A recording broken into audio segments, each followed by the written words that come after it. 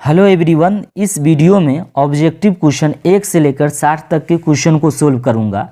आपको board exam में 1 से लेकर 60 तक के क्वेश्चन तो आएंगे, आपको क्वेश्चन सोल्व करना है 50।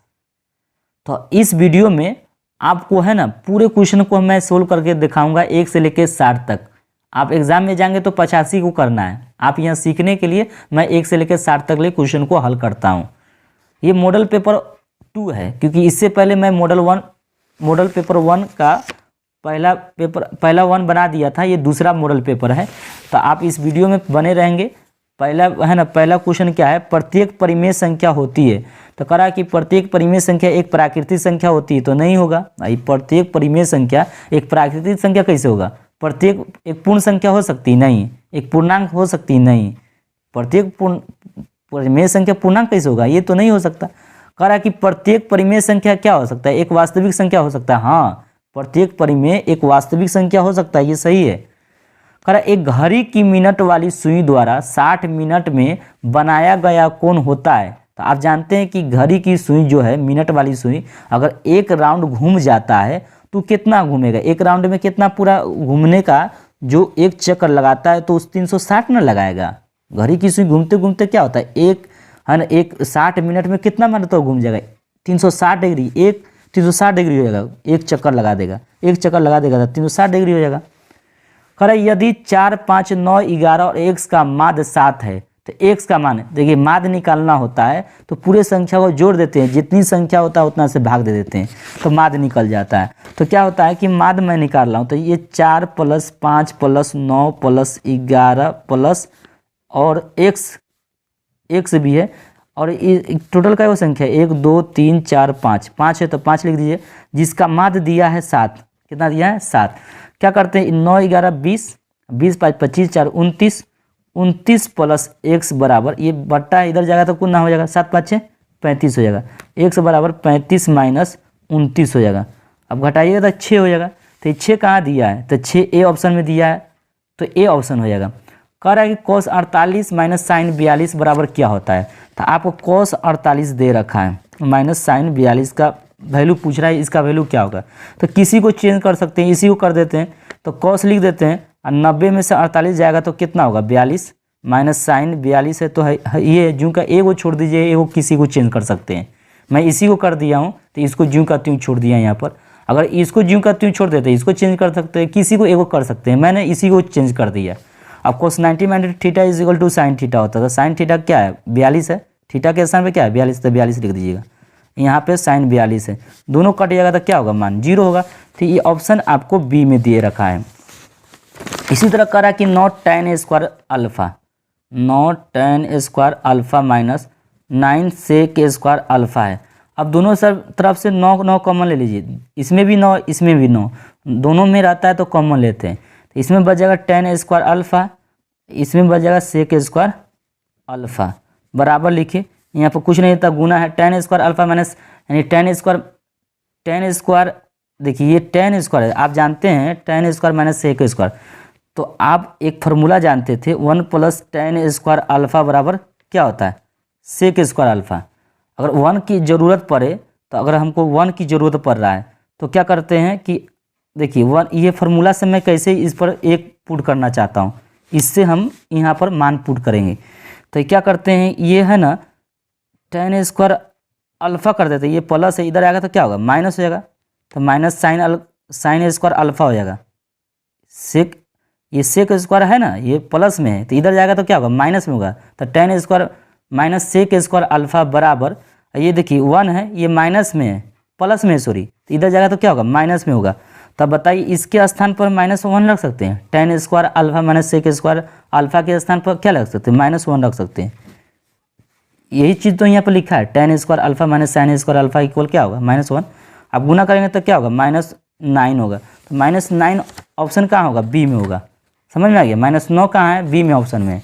बिंदु 4,3 किस पाद में स्थित है? तो ये किस पाद में स्थित कह रहा है ना, तो ये आपका देखिए, प्रथम पाद है, दूसरा पाद, तृतीय, ये चतुर्थ पाद है। इसमें क्या रहता है? इधर भी प्लस रहता है, नीचे भी प्लस रहता है, दोनों में प्लस रहता है। संख्या नहीं देखिए, चिन्ह को देखिए, तो 4 के बगल में प्लस है, 3 के बराबर प्लस है, दोनों में प्लस है, तो प्लस प्लस किस में होता है, प्रथम पाद में होता है, तो प्रथम पाद में ए ऑप्शन हो जाएगा। किसी बोल रहा है किसी समांतर श्रेणी का छठा पद, तो छठा पद कितना है और बढ़ावा पद 13 और 25 है। छठा पद कितना है 13, इसका फॉर्मूला होता है ए प्लस पान डी बराबर 13। इसी तरह एगो है छठा और बढ़ावा पद, तो बढ़ावा पद बराबर क्या होगा 25 है, इसका फॉर्मूला होगा ए प्लस 11 डी बराबर क्या होगा 25 होगा। अब दोनों को समीकरण को क्या करते हैं, घटा देते हैं, क्या करते हैं घटा देते हैं, तो इसको घटा दीजिएगा। मान लीजिए एगो समीकरण आपके पास ये है और दूसरा समीकरण है, तो क्या करते हैं ई समीकरण घटा देते हैं दूसरा समीकरण को, तो ए प्लस 5d बराबर क्या होगा 13, तो ये माइनस माइनस माइनस, तो एक कट गया तो क्या होगा 5 में से 11 में से 5 जाएगा तो 6d हो जाएगा। इसी तरह 25 में 13 जाएगा तो कितना होगा 12, तो d का वैल्यू कितना हो गया 2 हो गया, d का वैल्यू कितना हो गया 2। अब ये 2 किस में रखिएगा, इसमें रख दीजिए, इस वाला में, तो इसमें रखिएगा तो 5 दूनी 10, तो 10 हो गया, तो 13 में से 10 जाएगा तो कितना होगा 3, ए का वैल्यू 3 हो जाएगा, तो ए का वैल्यू क्या है 3, बी ऑप्शन में है। इसी तरह आपको दे रहा है एक शंकु का आयतन इतना दे रखा है 15 से इतना, यदि इसका आधार का क्षेत्रफल इतना है तो इसकी ऊंचाई क्या होगा, तो हम शंकु का जो है ना जानते हैं आयतन क्या होता है 1/3 पाई आर स्क्वायर एच होता है, बराबर इसका वैल्यू दिया है 1570 दिया है, ये दे रखा है। अब जानते हैं कि पाई आर स्क्वायर आधार का मान कितना दिया है 314, तो 1/3 314 आपको दिया है, तो 314 लिखिए बराबर गुने क्या, यहाँ पर कुछ नहीं, एच का वैल्यू क्या है, एच रहने दीजिए 1570। आपको समझ में नहीं आया होगा, देखिए पाई आर स्क्वायर को क्या कहते हैं, आधार का क्षेत्रफल भी कहते हैं, तो आधार का क्षेत्रफल कितना वैल्यू था यहाँ दिया है 314, तो 314 रख दिए। अब ये कटेगा कि नहीं, 4 1 5, अब 5 3 8 नहीं कट रहा है 3 से, तो क्या करते हैं 1/3 एच बराबर ये क्या करते हैं 1570/314, 5 से कट जाएगा, 5 से कटेगा, ये कितना मरतबा कटेगा 5 मरतबा, 5 का 20, अब 5 2 7, अब 5 3 15, 5 मरतबा कट जाएगा। एच बराबर ये बट्टा है ना इधर जाएगा तो गुना हो जाएगा, क्या होगा आपका गुना हो जाएगा, तो 5 गुने 3 बराबर 15 सेंटीमीटर हो जाएगा, कितना में है 15 हो जाएगा। इसका आंसर कितना होगा 15 सेंटीमीटर, बी ऑप्शन में दिया है। किस ऑप्शन में दिया है, बी ऑप्शन में। कह रहा है कि कोसेक 45 का मान होगा, तो देखिए कोसेक 45 का मान पूछ रहा है, तो कोसेक 45 का वैल्यू तुमको पता नहीं है, तो इसका उल्टा होता है 1/sin 45।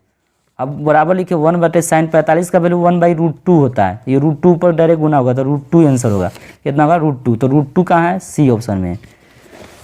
इसी तरह आगे ऑप्शन में देखिए आगे में क्या दिया है, आगे में दिया है a1/a2 इक्वल, ये क्या है बराबर नहीं है, b1/b2 की स्थिति में रैखिक समीकरण युग्म क्या होगा, संगत होगा कि असंगत होगा, इसका अद्वितीय हल होगा, मान निकलेगा, एक मान तो निकलेगा, इसलिए जो मान निकलता वो संगत हो जाएगा। त्रिघात बहुपद का सबसे व्यापक रूप, त्रिघात मतलब जिसका पावर 3 है, ax का k + b² + cx + d, यही होगा व्यापक रूप त्रिघात बहुपद का। यदि अल्फा और बीटा द्विघात बहुपद fx इतना का मूल इतना हो तो क्या मान होगा, देखिए 1/α + 1/बीटा, इसका बटा का जोड़ कीजिए, अल्फा गुने बीटा, इसको करिएगा तो अल्फा से अल्फा कट गया तो बीटा हो गया, अब प्लस बीटा से बीटा कट गया क्या होगा अल्फा, तो अल्फा प्लस बीटा का फॉर्मूला क्या होता है -b/a, अल्फा गुने बीटा का फॉर्मूला क्या होता है c/a, माइनस रहने दीजिए, बी का बी जानते हैं बी क्या है -5 है, तो बी आपका -5 है, ए का वैल्यू कितना है 1 है तो 1 लिख दीजिए। इसी तरह सी कितना है इसमें 7 है, ए तो 1 है तो 1 लिख दीजिए। अब माइनस माइनस क्या होता है प्लस, तो 5 में प्लस हो गया 5, अब 5 में 1 से भाग देंगे तो 5 होगा, 7 में 1 से भाग देंगे तो 7 होगा, तो 5/7 कहाँ है आंसर है 5/7 बी ऑप्शन में, ठीक है 5/7। इसी तरह कह रहा है कि द्विघात बहुपद इतना का शून्यक होगा, तो शून्यक मतलब क्या होता है, इसका शून्यक दोनों होगा, तो इसको चाहेंगे तो इस मान को इसमें रखेंगे और 0 बना देगा, तो यही शून्यक कहलाएगा। इस तरह का भी विधि है, या दूसरा विधि है इसको गुणनखंड कर दीजिए, 6x² है -7x -3 है, तो क्षेत्र का 18 का अभाज्य गुणनखंड करिएगा, तो 18 का अभाज्य गुणनखंड कर लीजिए तो 9 होगा, तो 9 में से 2 घटा देंगे 7 हो जाएगा, इसे भी अभाज्य गुणनखंड मिल गया 6x² -9x + 2x - 3 इक्वल 0, शून्य ज्ञात कर रहे हैं, तो 3 दोनों में कॉमन है, x भी कॉमन है, तो ले लीजिए, इसमें बच जाएगा 2x, इसमें बच जाएगा 3, इसमें कुछ नहीं है, दोनों में तो 1 कॉमन जरूर रहता है, तो इसमें 2x माइनस 3 इक्वल 0। अब 2x माइनस 3 दोनों में है, इसमें बच गया 3x प्लस 1 इक्वल 0। अब इसको लेकर चलेंगे तो 2x बराबर 3, x बराबर 3/2, एगो शून्य आ गया, दूसरा 3x प्लस 1 इक्वल 0, तो इसको लेकर चलेंगे तो -1/3, एगो 3/2 होगा, 3/2 यहाँ पर है, इसको लेकर चल रहे थे, देखिए यहाँ पर 3x ये माइनस था, इधर चल गया था प्लस हो गया, तो एगो तो ये सही है। अब जब इसको लेकर चले हैं, ये वाला देखिए +1 लिए ना, तब ना 2x माइनस 3 हो गया, तो एक हुआ -1/3, तो आपका आंसर देख रहा है 3/2 कहाँ है, 3/2, तो 3/2 यहाँ पर है, एक -1/3, तो -1/3 कहाँ इसमें दिख रहा है, नहीं दिख रहा है वो आपको माइनस नहीं दिख रहा है, तो इसमें क्या होगा 3/2, तो 3/2 आपका आंसर आया एक। देखिए इसमें कोई दिक्कत नहीं ना, 9 में से 2 गया 7 हो गया, और 9 दूनी 18, ठीक है। 3 कॉमन लिए है, तो इसमें 2x, इसमें क्या हो गया 3, इसमें 1 लिए तो 2x माइनस 3, इसमें दोनों में कॉमन लिए तो 3x प्लस 1, इसका एगो माइनस आएगा, तो ये माइनस आपका आया, ठीक है, एगो प्लस है, तो x बराबर 3/2, एक तो ठीक है, यहाँ पर 3/2 तो आया था, और x बराबर माइनस, यहाँ माइनस छूट गया है, इसमें माइनस छूटी, इसमें माइनस होना चाहिए, इसमें माइनस है क्योंकि छूट गया है, मीन्स प्रिंट है, ताकि इसके अलावा 3/2 यहाँ पर है, इसमें माइनस, देखिए ये और ये दोनों दिख रहा था ना, सेम ही दिख रहा था, तो इसलिए इसमें माइनस छूट गया था, ये ऑप्शन ए होगा, तो ए ऑप्शन है, क्योंकि इसमें माइनस सोल्व करने पर माइनस आ रहा है, इसलिए माइनस लगा दिए। कह रहे अल्फा और बीटा द्विघात बहुपद इतना के मूल हो, तो इतना का मान निकालिए, इसको पहले सोल्व करिए, 1 + अल्फा 1/बीटा, तो इसका बटा का जोड़ करिए, अल्फा गुने बीटा होगा, बटा क्या अल्फा से अल्फा कट गया तो बीटा प्लस, अब बीटा से अल्फा हो गया, इसका फॉर्मूला अल्फा प्लस बीटा का फॉर्मूला क्या होता है -b/a, अल्फा गुने बीटा का फॉर्मूला क्या होता है c/a। देखिए अब क्या करेंगे, इसमें आपका b के स्थान पर क्या है 2 है, तो ये माइनस यहाँ पर है, ये ऑलरेडी b के स्थान पर 2 है, a के स्थान पर क्या है 1 है, तो 1 लिख दीजिए, c के स्थान पर कितना है 3 है, a के स्थान पर 1 है, यहाँ पर देखिए 1 है, तो 1। अब इसमें आपको क्या करिएगा, अब इसमें है ना आपको -2 होगा, क्या है इसको करिएगा तो ये -2 हो जाएगा, ठीक है, आपका ये -2 होगा, ये कितना होगा 3 होगा, इसका -2/3 आंसर होगा, -2/3 ऑप्शन बी में होगा, कहाँ होगा ऑप्शन बी है। दो रैखिक समीकरणों का आलेख प्रतिच्छेदी रेखाएं तब रैखिक समीकरण का युग्म होगा, तो इसका एक ही हल होगा, जब प्रतिच्छेद होगा तो एक आंसर होगा, एक ही हल होगा। निम्नलिखित में कौन परिमेय संख्या है, परिमेय संख्या √2 से √2 कट गया तो केवल 2 बच रहा, तो परिमेय संख्या बी होगा। ये क्वेश्चन 16 भी हो गया। क्वेश्चन आगे देखिए, दो क्रमिक सम संख्याओं का HCF, मान लेते हैं एगो लगातार मतलब होता है, क्रमिक मतलब क्या होता है 2 4, ये दोनों क्रमिक संख्या है, तो इसका HCF निकालिए तो 2 दूनी 4, तो कौन कट कर रहा है 2, तो HCF कितना होगा 2, ऑप्शन बी होगा। किसी धनात्मक पूर्णांक a और b के लिए AB का मस गुणे AB का लस निम्नलिखित किसके बराबर हो, दोनों संख्या के बराबर, ये दोनों का गुना होगा, तो a और b कहाँ ऑप्शन हो, सी में हो गया। यूक्लिड विभाजन एल्गोरिथम दो धनात्मक पूर्णांक में निम्न से किसका परिकलित करने का तकनीक है, मस का है, HCF का है। पाई एक अपरिमेय संख्या है, जानते हैं पाई एक अपरिमेय संख्या है। दो रैखिक समीकरण का आलेख समानांतर हो तब रैखिक समीकरण युग्म का है, कोई हल नहीं होगा, दो समानांतर दोनों लाइन है तो हल कहाँ होगा, ये कोई हल नहीं होगा, तो ऑप्शन ए हो जाएगा। करा यदि इतना a1/a2 b1/b2 नहीं समान बराबर नहीं है c1/c2, तो इस निकाय का कितना हल होगा, तो इसका कोई हल नहीं है, तो इसका कोई हल नहीं है, तो कोई हल नहीं है, तो ऑप्शन ए हो जाएगा। एक के जिसके मान के लिए समीकरण इतना इतना का शून्यतल हल होगा, तो ये क्या होगा a1/a2, क्या होगा a1/a2 बराबर b1/b2। अब देखिए a1 का मान कितना है, यहाँ पर देखिए a1 का मान a है, a2 का मान कितना 2 है, ये 2 है, a2 का मान यहाँ पर 2 है, ये a1 है, ये a2 है, बराबर लिख दीजिए। अब b1 का मान क्या है, b1 का मान देखिए इसमें b1 का मान 10 है यहाँ पे, तो 10 लिखिए।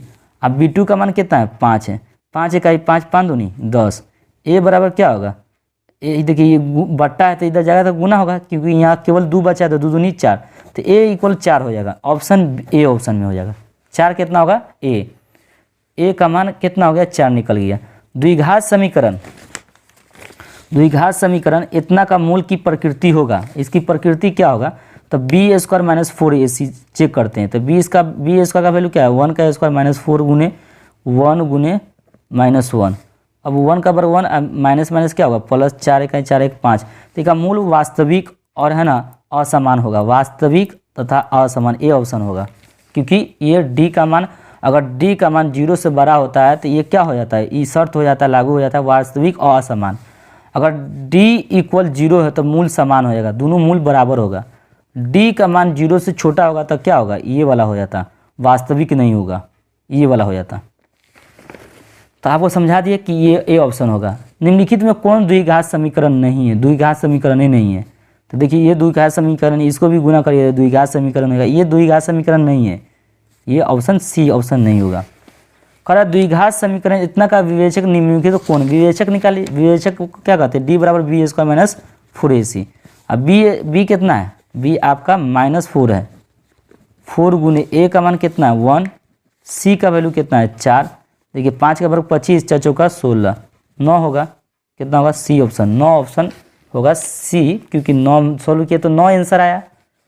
करा निम्नलिखित का मान शून्य कौन है, तो शून्य का मतलब है 4 - 1/2 एक्स स्क्वायर इक्वल 0। अब माइनस ये देखिए एक्स स्क्वायर, इसको लेगा इधर तो क्या हो गया, इधर बच गया कितना 4, तो 4 लिख दीजिए। अब एक्स स्क्वायर बराबर क्या होगा, बट्टा इधर जाएगा तो गुना होगा, 4 दूनी 8, एक्स का मान क्या होगा प्लस माइनस √8। इसका अभाज्य गुणनखंड करिएगा तो 2 रूट कितना होगा 2। ये ऑप्शन कहाँ दिया है, तो यहाँ दिया है, तो ए ऑप्शन में होगा, ठीक है 2√2 होगा। करें निम्नलिखित में वर्ग समीकरणों में से किस समीकरण का हल परिमेय संख्याओं के समूह के रूप में आएगा। और ये वर्ग है तो इसका वर्गमूल करिएगा तो रूट में आ जाएगा, तो ये √5 में निकल नहीं पाएगा, इसमें √4, 16 का वर्गमूल 4 निकलेगा, 7 का वर्गमूल नहीं निकल रहा है। इसका देखिए एक्स स्क्वायर 1 का स्क्वायर, इसका एक्स स्क्वायर हो जाएगा, क्या होगा एक्स स्क्वायर, ए प्लस बी इंटू ए माइनस बी का फॉर्मूला होता है ए स्क्वायर बी स्क्वायर, तो एक्स स्क्वायर 1 का स्क्वायर माइनस 1 का स्क्वायर 0, इधर भेज दीजिए तो एक्स स्क्वायर, तो एक्स स्क्वायर बराबर क्या होगा, एक का वर्गमूल तो निकल जा रहा है, तो यही ऑप्शन होगा डी। ठीक है, इसका वर्गमूल निकल जा रहा है, इसका वर्ग करने के बाद वर्गमूल निकल जा रहा है। देखिए इस तरह वर्गमूल निकाले तो एक्स निकल गया, 1 का वर्गमूल निकालेगा तभी 1 निकल गया, तो इसका निकल जा रहा है, तो यही होगा। करें निम्नलिखित 29 का देखिए, 1 5 9 13 17 21 25 का समांतर श्रेणी में है तो पदांतर का मान निकालिए। तो देखिए 5 में से 1 गया था 4, 9 में से 5 गया था 4, तो कहने का मतलब इसका अनुसार अंतर 4 ही होगा, डी ऑप्शन हो गया। 5 में से गया 4, 9 में से 5 गया 4, यानी सार अंतर 4 हो रहा है, समान है। आगे देखिए, करें निम्नलिखित में कौन समांतर शरीरीय है। देखिए 4 में से 2 गया तो 2 हो गया, 8 में से 4 गया 2, कहाँ 2 आ रहा है 4 आ रहा है, तो फिर ये नहीं होगा। 5 में से 3 गया 2, 4 में से 5 ये भी नहीं होगा। अब देखिए 6 में से 10 जाएगा, -10 जाएगा तो 4 आएगा, और 2 में से -6 जाएगा तो ये 4 होगा, तो ये ऑप्शन बी समांतर शरीरी में है। 3 संख्याएं एपी में हैं, उनका योग 24 है, उनके वर्गों का योग 20 है, तो वह संख्या क्या होगा। 3 संख्याएं एपी में है तो उनका योग 24 है, योग 24 है, 8 4 12 12 12 24 हो जाएगा। उनके वर्गों का योग 20 है, तो वर्गों का योग कर रहा है 20, तो है ना आपको 20 भी बोल रहा है कि 20 बोल रहा है ना, तो ये ऑप्शन आपका है ना 31 है। तो 31 में आपको इसको देखना पड़ेगा 31 का कितना आंसर है, तो 31 का आपको बता रहा है बी ऑप्शन, तो बी ऑप्शन है ना ये ऑप्शन होगा, इसके वर्गों का योग ये बी ऑप्शन होगा। ठीक है, आगे देखिए 0 और 50 के बीच विषम संख्याओं का योगफल होगा। 0 और 50 के बीच विषम संख्या, तो 0 और 50 के बीच में विषम संख्याओं का पूरा संख्या 25 है। अब 25 का 0 और 50 के बीच में विषम संख्या 25 है, और डायरेक्ट 25 का वर्ग कर दीजिए, 25 का वर्ग करिए तो 625 हो जाएगा, ऑप्शन 625 सी ऑप्शन होगा। किसी एपी के 4 संख्याओं का योग 40 है, उनकी पहली और चौथी संख्याओं का गुणनफल 91 है, तो वही संख्या, तो पहली और चौथी, पहली मतलब ये और चौथी ये, 13 7 91, ठीक है 91 तो हो रहा है, और इसके 4 संख्याओं का योग 40 है, तो 9 11 20 20 7 27 13 40, ऑप्शन ए हो जाएगा। देखिए चौथी संख्या को गुना करने पर 91 को जोड़ते हैं तो 40 हो रहा है, ऑप्शन 33 का ए होगा। कह रहा है कि 34 में त्रिभुज एबीसी में A B square plus B C square बराबर A C square, A B बराबर ए सी, अगर 2 भुजा बराबर है, कोई भी आपको 2 भुजा बराबर दे रहा है, कह रहा है कि है ना ये दोनों वर्ग है, क्या कर रहा है ये है, अब कह रहा है कि है ना इसमें त्रिभुज एबीसी में ए बी सी में, है ना। कह रहा है कि ए बी बराबर है, कह रहा है ए बी है, ए बी बराबर बी सी है, दोनों बराबर है। तो कौन सी है एंगल कितना होगा, तो ये एंगल 45 होगा। 45 तब ना दोनों भुजा बराबर होता है 45 होगा तो ये दोनों भुजा बराबर होता है। तो ये ऑप्शन कौन हो जाएगा, सी ऑप्शन हो जाएगा। कह रहा है कि त्रिभुज इतना ए बराबर 30 बी सी बराबर 40 है तो 50 है, तो कौन सी का मान निम्नलिखित में कौन होगा। देखिए 30 का वर्ग कितना होता है 900, और 40 का वर्ग कितना होगा, तो है ना 40 का वर्ग 1600 होता है, और 1600 को 900 में जोड़िए तो 0 के 0 0 के जो 9 6 15 2 यानी 2500। ये आपका 2500 हो गया। दोनों का वर्ग करने पर ई भुजा, देखिए फिर से इसको अच्छा से समझिए, ये त्रिभुज ऐसा दे रहा है तो आपका मान लीजिए ये त्रिभुज है, तो एक भुजा आपको कितना दे रहा है 30 है, यहाँ पर मान लीजिए 30, एगो दे रहा है 40, कितना दे रहा है 40, यहाँ पर ए यहाँ पर बी सी। तो कह रहा है कि सी का मान क्या है, सी का मान, तो देखिए ये क्या है, ये लंब है, ये आधार मान लीजिए, इसको लंब मान लीजिए। तो इसका वर्ग और इसका वर्ग करेंगे तो इसके वर्ग के बराबर होना चाहिए। तो 40 का वर्ग कितना होता है 1600, और 30 का वर्ग कितना होता है 900, इसको जोड़ रहे हैं तो 25 यानी 2500 आ रहा है। अब बताइए इसका कर्ण कितना दिया है 50, ये सी के सामने वाला है, यहाँ पर देखिए सी के सामने वाला 50 है, यहाँ 50 है।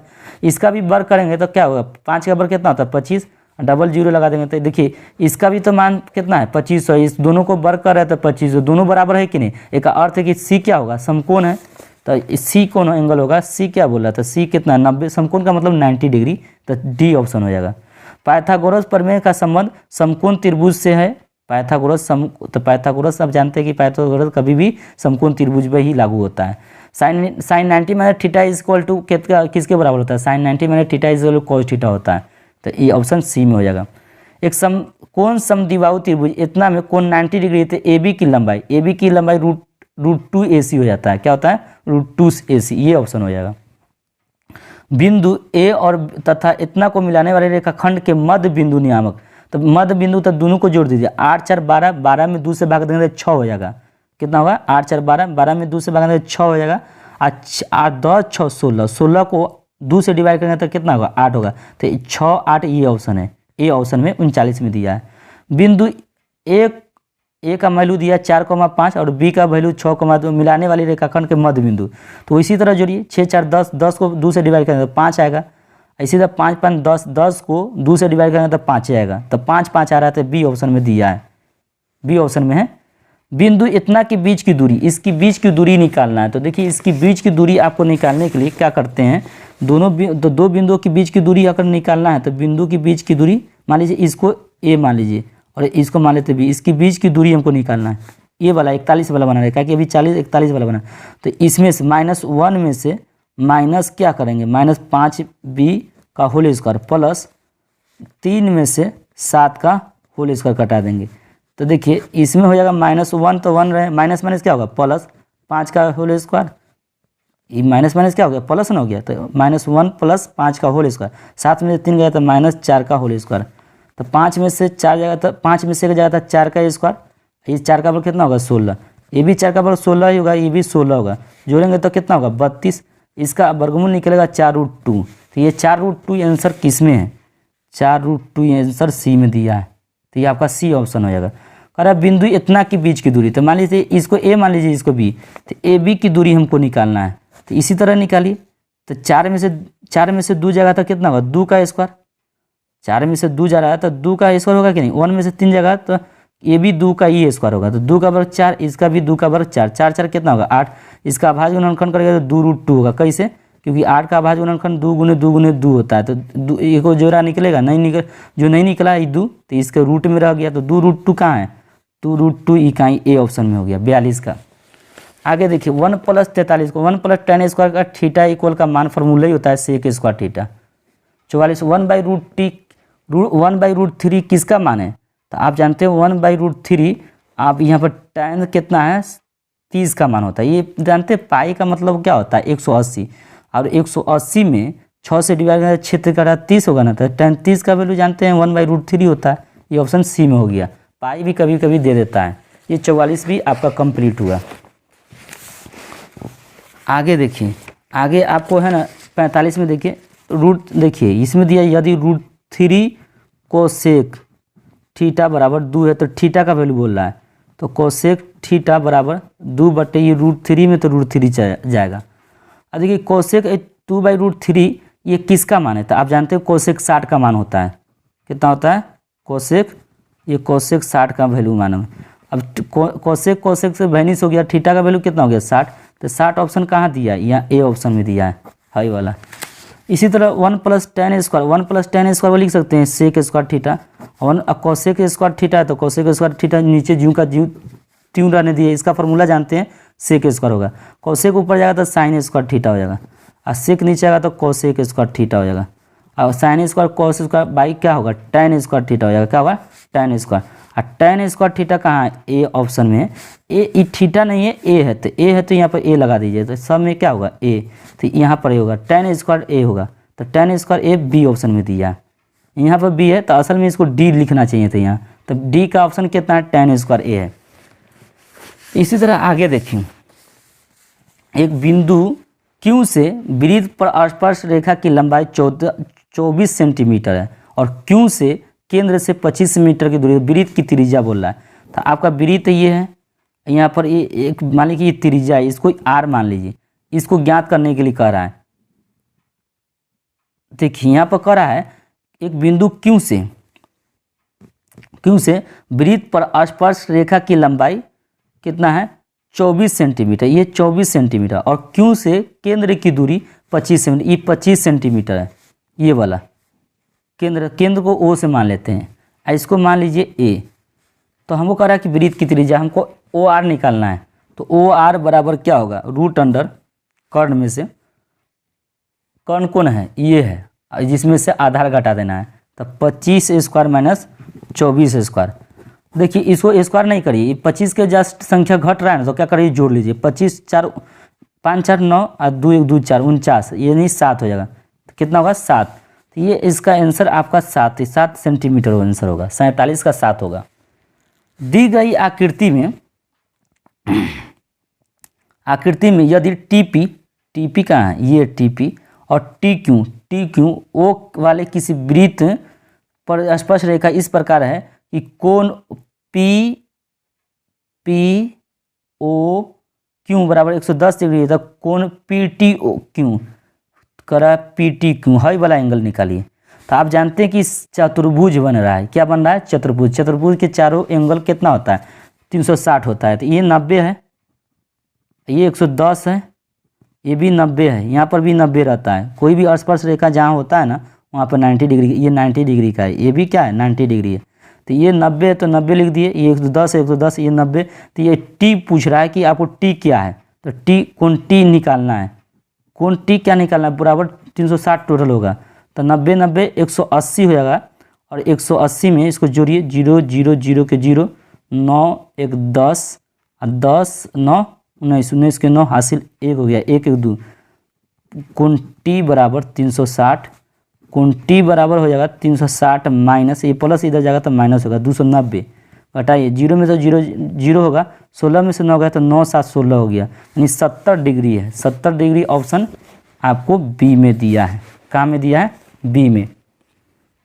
यदि 49 में देखिए, यदि एक बिंदु P से O के केंद्र वाले किसी वृत्त पर PA और PB स्पर्श रेखा परस्पर 60 डिग्री कोण पर झुकी है, ये दोनों क्या है काट देता, कोण POB बराबर होगा। तो देखिए ये कैसे उसको समझिए, पहले समझना ही आपको बहुत बड़ी बात है। यदि एक बिंदु P से एक बिंदु P है, O केंद्र वाले किसी वृत्त पर, देखिए O केंद्र वाला, O ही केंद्र वाला है, ये O है केंद्र है, वृत्त वाला PA, यहाँ PA मान लीजिए, इसको A मान लीजिए, और PB तो यहाँ PB इसको मान लीजिए, ये PB है, और स्पर्श रेखा के है ना परस्पर 60 डिग्री पर झुका है, 60 डिग्री पर ये झुका है, तो करा POA, यहाँ पर PAO, तो ये वाला बोल रहा है P ये हो गया, और PA, तो PAO है यहाँ पर O है के बराबर होगा, तो ये जब परस्पर ही कितना होगा, ये पूरा झुका था 80 पता, ये डिवाइड होगा था 40 पे हो जाएगा, तो ये एंगल कितना हो जाएगा 40। तो मुझे कह रहा है कि ओ वाला एंगल कितना होगा, हाई एंगल ये कितना होगा। तो देखिए ये प्राप्त कैसे कर लेंगे, तो कोण P प्लस कोण A प्लस कोण O इक्वल कितना होगा 180, कितना होगा 180 होगा कि नहीं, तब कहेंगे हाँ। कोण P का वैल्यू कितना है 40 है, 40 लिखिए, और कोण A का वैल्यू कितना है यहाँ पे 90 डिग्री का होता है, 90 डिग्री। हमें कोण O निकालना है, तो एक निकालना है तो उसको रहने दीजिए।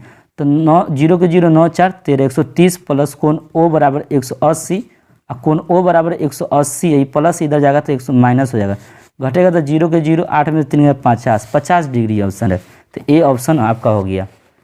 किसी बाह्य बिंदु से किसी वृत्त पर खींची गई दोनों स्पर्श रेखा की लंबाइयाँ कौन से संबंध होती है, समान होती है, दोनों समान होती है। दोनों स्पर्श रेखा क्या होता है, समान होता है, ये तो आपको जानते हैं। किसी वृत्त की त्रिज्या दुगुनी कर दी जाए तो नए और पुराने वृत्तों की परिधि, देखिए आपको पहले किसी वृत्त की है ना, वृत्त की त्रिज्या दुगुनी कर दी जाए, दुगुनी कर दी जाए तो नए वृत्त का, तो पहले मान लो r था और दुगुनी तो 2r हो जाएगा। ई r अगर r है, ये r है तो ये r1 है, अगर दुगुनी कर दे तो r2 होएगा, इसको r मान लीजिए। यदि किसी वृत्त की त्रिज्या दुगुनी कर दी जाए तो पहले को हम r1 मान लेते हैं, तो ये क्या होगा दुगुनी, तो 2r से गुना कर देंगे। नए और पुराने वृत्तों की परिधि का अनुपात क्या होगा, तो नया हो जाएगा 2 पाई r1 हो जाएगा, इसका होगा 2 है ना, फॉर्मूला क्या होगा 2 पाई r1। अब देखिए यहाँ पर 2 पाई इसके जगह पर 2r1 हो जाएगा।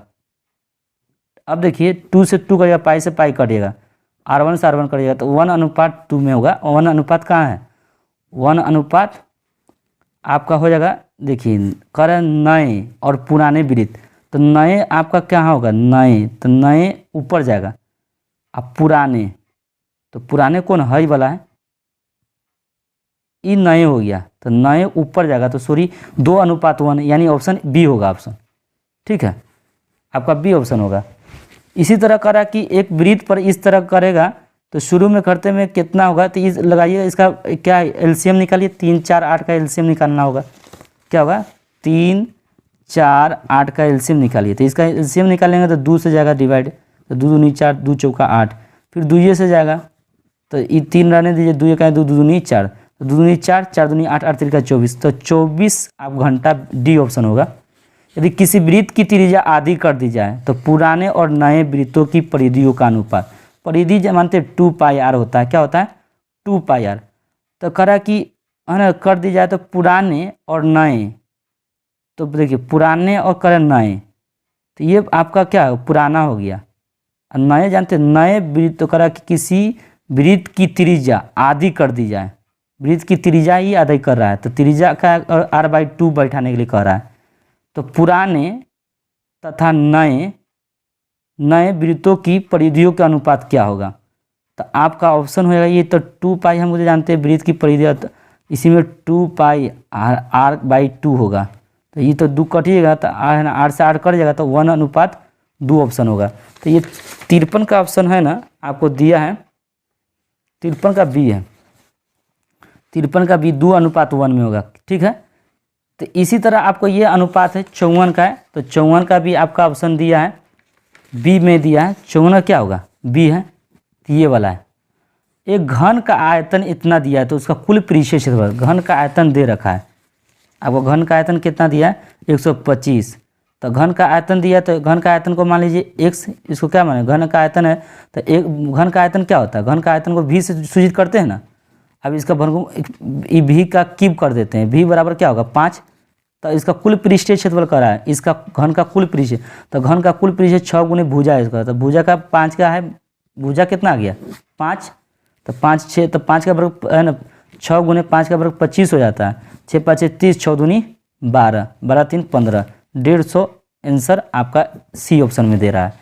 एक घनाभ के 3 संलग्न फलकों का क्षेत्रफल 100y² z² है, तो इसका आयतन v के बराबर होगा, तो 100y z होगा, ये ऑप्शन डी होगा।